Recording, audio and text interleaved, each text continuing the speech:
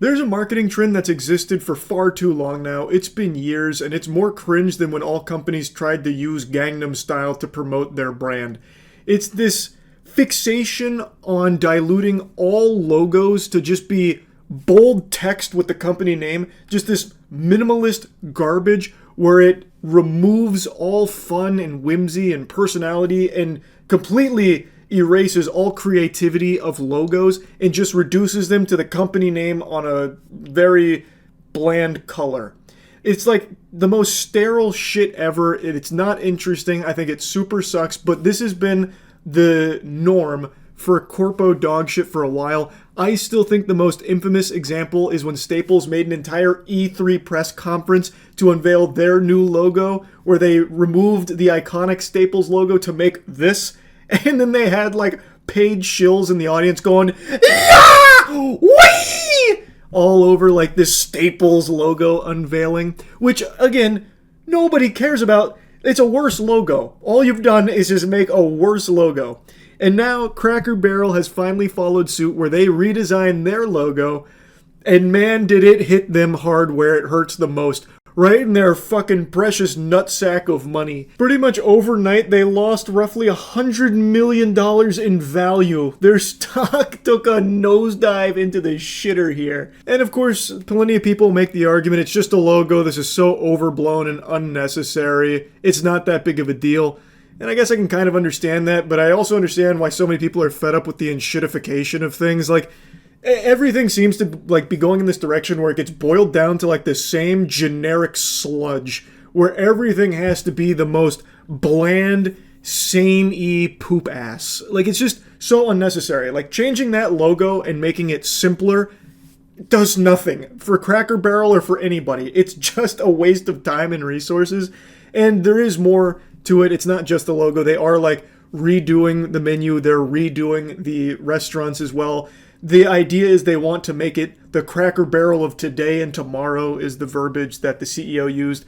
She actually went and did an interview with Good Morning America where she affirms that Cracker Barrel is really happy with how everything's going and that the response has actually been overwhelmingly positive. I don't know if they're just filter feeding her like 5 like tweets on Twitter that are like, actually, this is good. And they're like, yes, we're going in the right direction. But they don't seem at all shocked or rocked or even slightly perturbed that their stock has just nosedived after unveiling the new logo and the plans to like redesign and redo certain elements of Cracker Barrel. Well, remember, the heart and soul of Cracker Barrel is going to stay the same. And so today we're actually launching a new campaign called All the More, which really highlights how people feel about Cracker Barrel. It's bigger than just a meal. We've got a retail shop. You're going to get great country hospitality with our scratch-made food in our restaurants. And that's really what this campaign celebrates. So we've enlisted a little bit of help from a guy named Jordan Davis. Maybe you've heard of him. He's got a new single and album out, and he's in our ad and is the voice of it as well. And it really, again, just highlights those things that make Cracker Barrel Cracker Barrel. I know everyone's all excited about Hollow Knight Silksong around the corner, but I tell you what, I am chomping at the bit to get a piece of that Cracker Barrel ad campaign with Jordan Davis being the hired spokesperson for it. I can't wait. That's exciting. Yippee. Thanks so much for sharing. Basically, this whole interview is her just trying to reassure people that the Cracker Barrel they love is going nowhere, even though they are redoing the inside of the restaurant, even though they are changing the menu and redoing some of the dishes, even though they are changing the logo, and even though they have redesigned their philosophy to be more about the Cracker Barrel of today and tomorrow as opposed to the Cracker Barrel of the past. But other than that, like, everything's exactly the same. Is the food changing? The food, well, here's what I'll say about that. Innovation has proven to be really great at Cracker Barrel. People are loving our new menu items. We're reinvigorating our dinner menu. And a lot of restaurants are leaning and going back to nostalgia, things that the customers are really comfortable with. We never left it. Yeah, you never left it, but you're changing up. You're kind of going a different direction. Why is that your strategy? Yeah, because the Cracker Barrel needs to feel like the Cracker Barrel for today and for tomorrow. And again, the things that you love are still there. We need people to choose us, and we want people to choose us because people love this brand. People love this brand, which is why we're changing it. Like, it's just, I don't know, it feels really contradictory because, like, this is all about her saying, like, no, everything that makes Cracker Barrel is going to stay the same, you know? We never left nostalgia. Except we are leaving nostalgia. We're modernizing. Like, her whole her whole spiel here, like the entire pitch, is about why the modernization of Cracker Barrel is a good thing and it's the right direction to go for the company. The changing of the menu, the new food, bringing back like some old food. She mentioned like a meal is coming back, or I don't recognize the meal by name. I've only been to Cracker Barrel like maybe 10 times in my life. Actually, all of which have been a pretty decent dining experience. I've never actually had like a really bad time at Cracker Barrel. It is kind of cute as like this old-timey experience. But what she's insisting is like that experience will still be there, but modernized. But that clashes. I don't know how you could modernize an old school, like old style experience. Like that would clash by its very nature, I would think. Like if you're improving the food, great. I never had any big complaints about the food at Cracker Barrel, but if you want to introduce more high quality cuisine options and just upgrade it, that's fine by me. Let it rip. I just don't know why that also means you have to redesign like the entire like brand identity and whatever. To me, it reminds me of what video games have also been doing for a while now, which I fucking hate, and I'm always the first to spit on this, where a new entry into a franchise will have the same name as another entry in the franchise. And it grinds my ass so hard. Like Call of Duty Modern Warfare, Call of Duty Modern Warfare 2, and Call of Duty Modern Warfare 3. That's actually 6 games I just named right there, because there's 2 of each, and they are so different. So Call of Duty Modern Warfare is different from Call of Duty Modern Warfare. Call of Duty Modern Warfare 2 is different from Call of Duty Modern Warfare 2. Call of Duty Modern Warfare 3 is different from Call of Duty Modern Warfare 3. Like, you see the problem? Like, I hate that shit. I hate that shit. I'm going off on a different tangent. Stop me now. Stop me now before I start getting out of control with the ranting.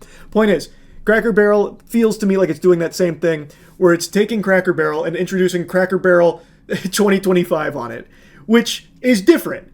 But she's insisting that it's the same, so what's the point in trying to present it as different? Like, just go ahead and make a marketing push that's like, hey, we upgraded our food, we changed these things around, we added new things to the gift shop, some more modern items, we repainted things inside to brighten it up, that kind of thing, whatever. Another thing she mentioned is they're changing the chairs to make more comfortable chairs.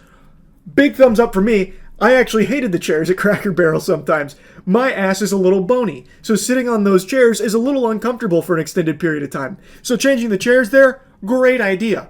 Does that also mean that it needs to come with like this whole push of like, Cracker Barrel's new?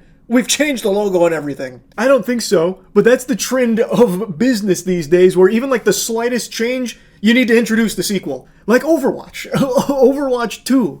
We've done almost nothing, and we're calling it Overwatch 2. This is the sequel. It shit sucks. It's just super useless. Like, that's kind of like the DNA that I feel from this Cracker Barrel logo change and like this whole push about like the refreshing of Cracker Barrel. I think ultimately it probably won't change that much, but they have changed the logo. So immediately people will recognize it as something different, even if she's insisting it's going to be the same experience. And I think the logo is worse. It follows another trend I hate of these really boring minimalist logos. I think there's nothing fun or creative about it. It sucks a lot of life out of a brand. It just seems like a huge waste of resources to take a logo that everyone can immediately identify and take everything out of it to just be the name, and then try and present like, Cracker Barrel 2 is here. This is the refresh. But also, it's like the exact same experience that you've always remembered. Don't worry, everything you love about Cracker Barrel is still there. Okay, well then why did you redo the logo, and why are you calling it this huge refresh? It's just, I don't know. It feels super sloppy to me. I'm not surprised to see people aren't really responding well to it. It's worthless. What if all the customers are coming at you hard enough about the look of the restaurant and they want to go back to the old way? Would you do it? Honestly, the feedback's been overwhelmingly positive that people like what we're doing. I'll give you another soundbite. I actually happened to be in Orlando last week with all of our managers. We bring them together and every other year.